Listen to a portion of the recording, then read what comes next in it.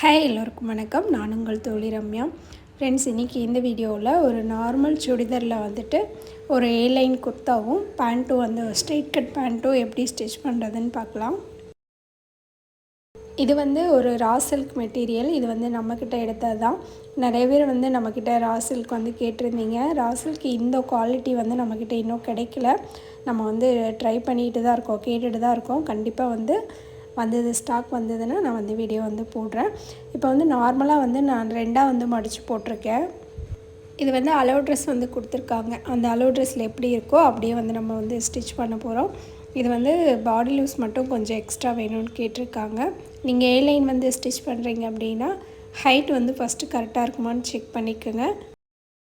நான் வந்து அலோ ட்ரெஸ்ஸில் எப்படி இருக்கோ அதே மாதிரி ஹைட்டு, நெக்கோட அகலம், ஷோல்ட்ரு எல்லாமே நான் வந்து மார்க் பண்ணியிருக்கேன். இது வந்து காலர் நெக் அப்படிங்கிறதுனால கொஞ்சம் ஷோல்ட்ரு அகலமெல்லாம் வந்து அதிகமாக வச்சுக்கோங்க. அலோ ட்ரெஸ் கொடுத்துருக்காங்க அப்படின்னா அதில் இருக்கிறத சேம் வந்து அப்படியே மார்க் பண்ணிக்கலாம்.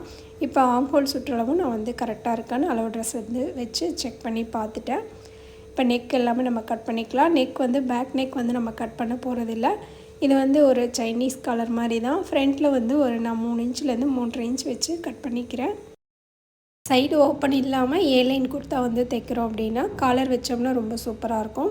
மேலேருந்து கீழே வரைக்கும் ஹைட் நம்ம கொடுக்கும்போது பார்க்க ரொம்ப அழகாக இருக்கும். நான் வந்து இப்போ மேலே ஷோல்டர்லேருந்து கீழே வரைக்கும் ஹைட் வந்து அளவு ட்ரெஸ்ஸில் இருக்கிற மாதிரி ஒரே அளவு இருக்கான்னு நம்ம வந்து செக் பண்ணிக்கலாம். இல்லைனா வந்து நம்ம ஒரே அளவாக கிராஸில் கொடுக்கறதுனால கொஞ்சம் உங்களுக்கு ஹைட் வந்து டிஃப்ரெண்ட் வரும். நீங்கள் வந்து செக் பண்ணிக்கோங்க. நம்ம இப்போ கட் பண்ணதுக்கப்புறம் இந்த மாதிரி தான் இருக்குது. இது ஏலைன் அப்படின்னாவே நீங்கள் ஸ்ட்ரெயிட் கட்டில் அந்த நார்மல் சுடிதாரில் தைக்கிறீங்க அப்படின்னா ஹைட்டு வந்து கண்டிப்பாக செக் பண்ணிக்கோங்க. ஹைட்டு அதே மாதிரி அகலம் வந்து அதிகமாக இருக்கணும். அப்போ தான் வந்து நம்ம இந்த மாதிரி தைக்க முடியும். இல்லை ஒரு சில சுடிதார்லாம் பார்த்திங்கன்னா அந்தளவுக்கு நமக்கு அகலம் இருக்காது. அதெல்லாம் நீங்கள் வந்து செக் பண்ணிவிட்டு ஏலைன் வந்து ஸ்டிச் பண்ணுங்கள். இப்போ இந்த ஸ்லீவ் வந்து நார்மல் ஸ்லீவ் தான். ஒரு ஸ்மால் பஃப் வந்து கொடுத்துட்டு ஒரு 8 இன்ச்சில் வந்து நான் வந்து ஒரு ஸ்லீவ் வந்து நார்மலாக வந்து கட் பண்ணிக்கிறேன்.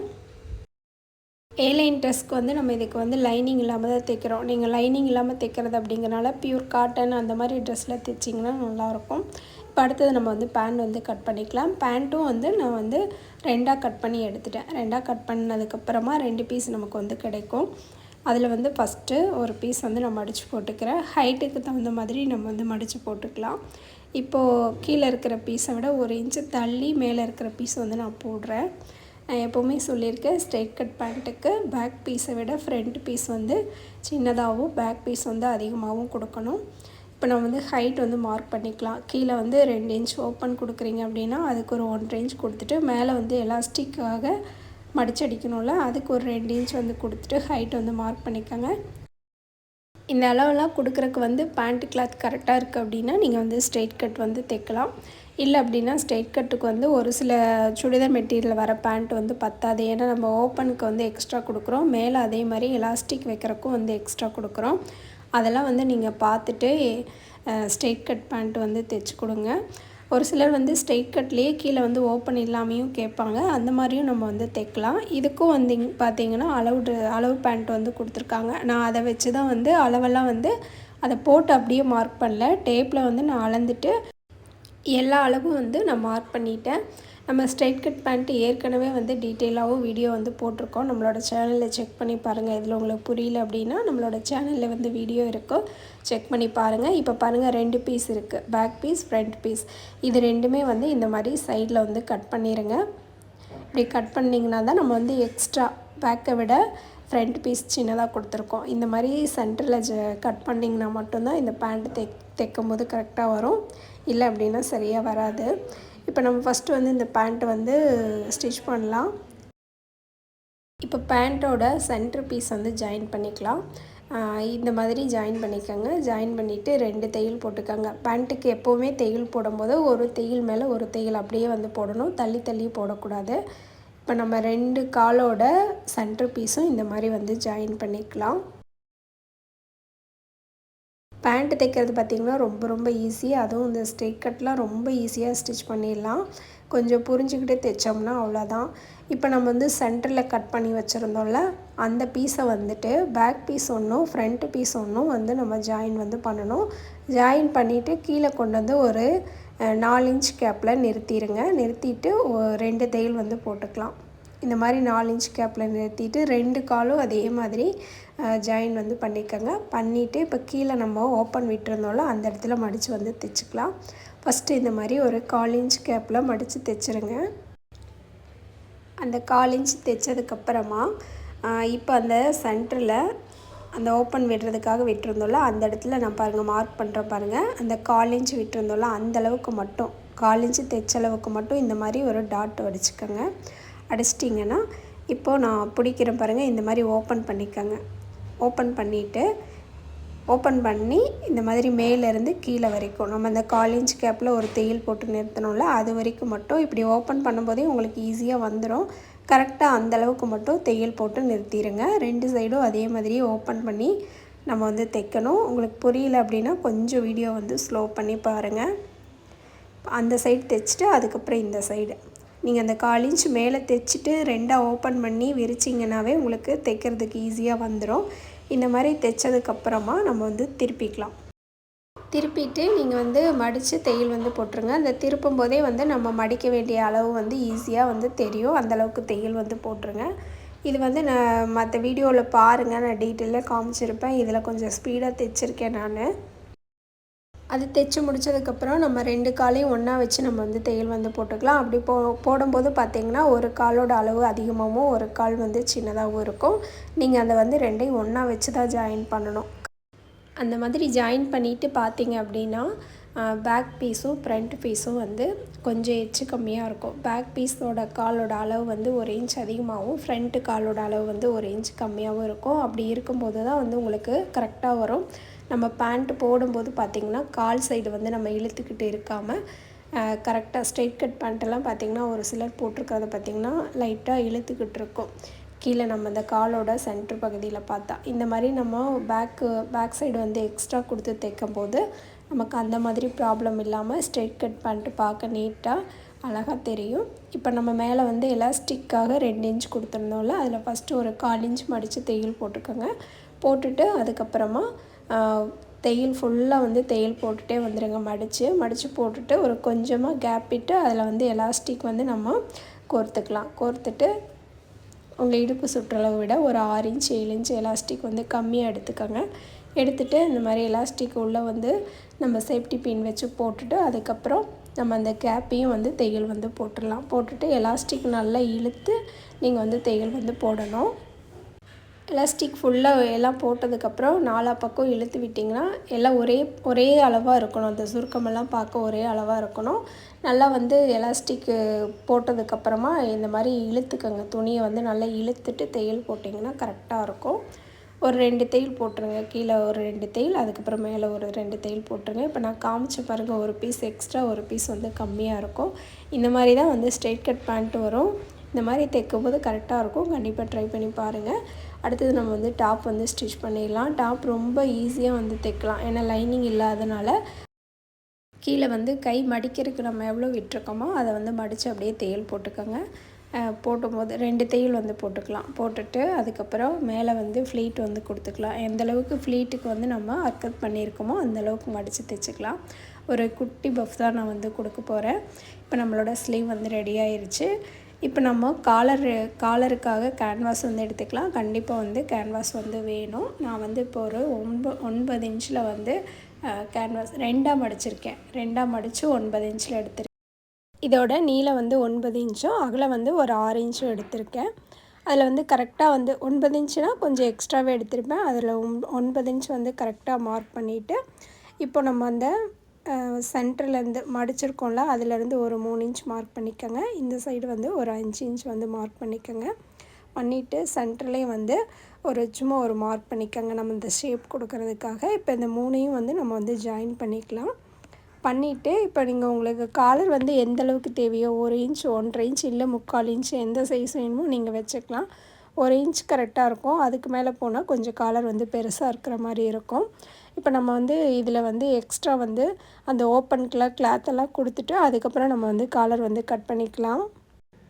இப்போ இந்த சுடிதார் வந்து நம்ம லைனிங் கொடுத்து தைக்கிறோம் அப்படின்னா நம்ம லைனிங்னால அப்படியே கூட திருப்பிக்கலாம். இப்போ இது லைனிங் இல்லாதனால கீழே வந்து நெக்கோட இறக்கம் வந்து இப்போ நம்ம காலருக்கு 3 இன்ச்சு தான் கொடுத்துருப்போம். நெக்கோட இறக்கம் வந்து நம்ம ஒரு 6 இன்ச்லேருந்து 6.5 வரைக்கும் வைக்கலாம்.